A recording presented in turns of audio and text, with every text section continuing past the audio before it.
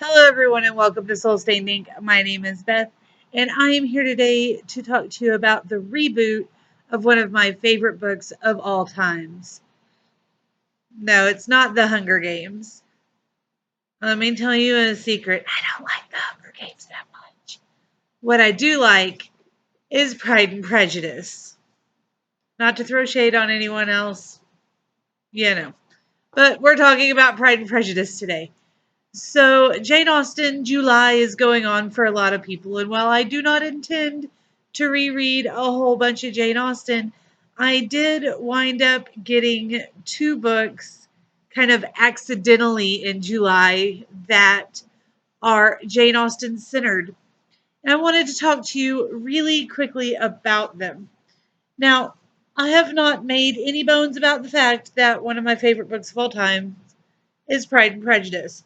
I reread it once a year. I talk to you guys about Pride and Prejudice and my other copy of Pride and Prejudice. I'm getting ready to restart watching the Lizzie Bennet Diaries on YouTube. I have Pride and Prejudice and kitties, for goodness sakes. Look at that. Ridiculousness. However, now I also own Jane Austen's Pride and Prejudice, retold by Stephanie Clarkson, with art by Annabelle Tempest, and this is a baby lit storybook. Um, I have not gotten the other one. Baby Lit has two. They have this storybook, which is literally a summarization of the story of Pride and Prejudice. And then they have a primer that I believe is a counting primer um, that is based on Pride and Prejudice. So they have things from the book that they count. And then the other one, which is the book I'm going to actually give you a real review over, is Ayesha at Last by Uzma Jalaluddin. I'm afraid I have completely butchered that last name.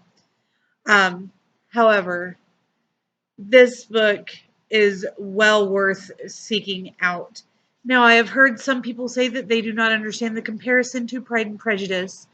That is because they are looking for a straight up mirror image, and that is not what they're going to be getting. They're not getting a straight up reflection, they're not getting a symbiosis. What you're getting is a modern day Muslim Canadian retelling of Pride and Prejudice.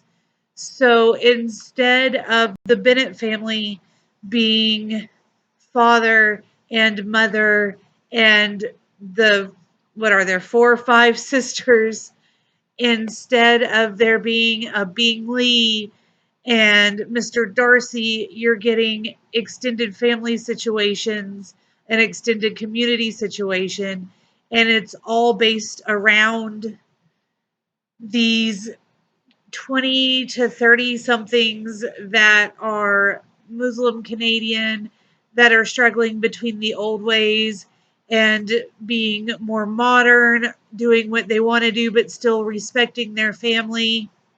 And of course, there is an Elizabeth and a Mr. Darcy, just slightly different from what you would expect, which honestly was really, really good.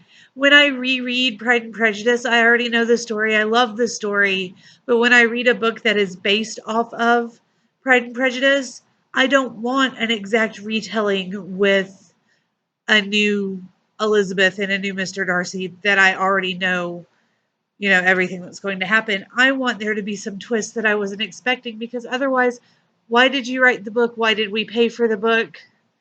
This is not what I signed up for.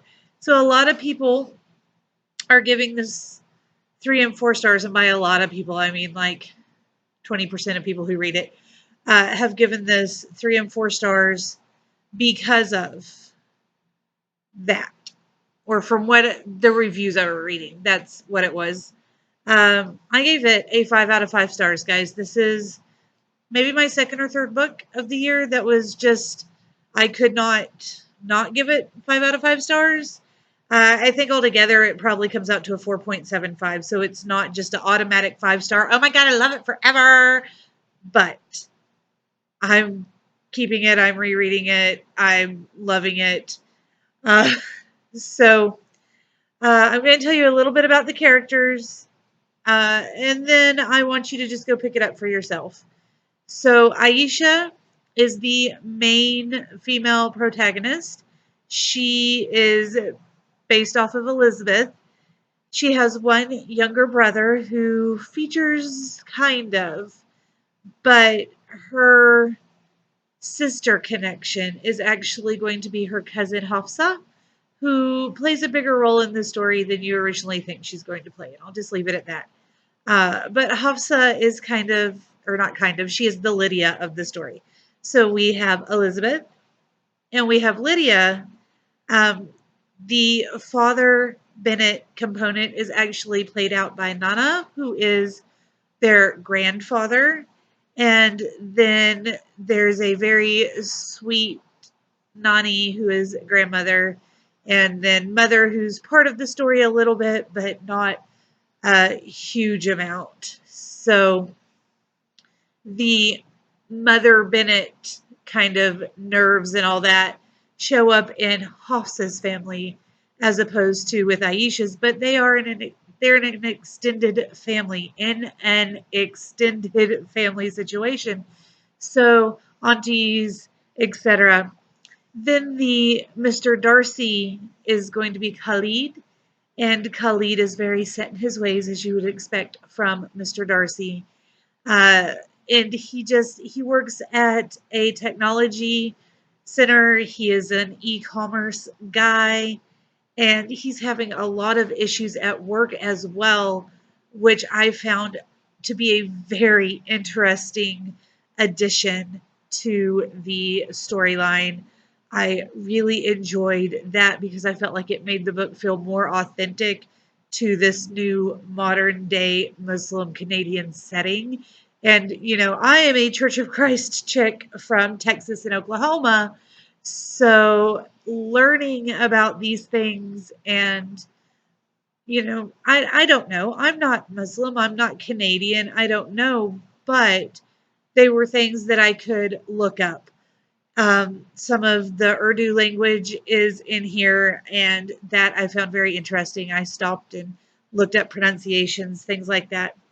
So I found it very, very good. Now, there are a couple of other friends that show up, and there is a guy that shows up that is the bad guy. So we do have a kind of Muslim Wickham, but that story has been changed as slightly as well. In this one, Khalid has a big sister instead of a little sister. And that story was surprising and unfolded beautifully. And I can't tell you enough. You just need to go. I don't want to spoil anything about it.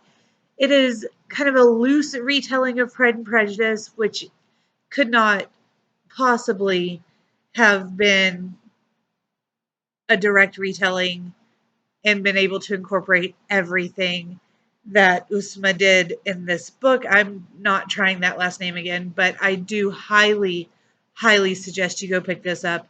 If you enjoy Pride and Prejudice or that type of story, please go pick up Ayesha at last. It's one of my very rare 5 stars for the year, and I've read 136 books this year, guys.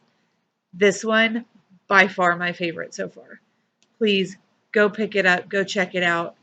This is an amazing story that more people need to be reading.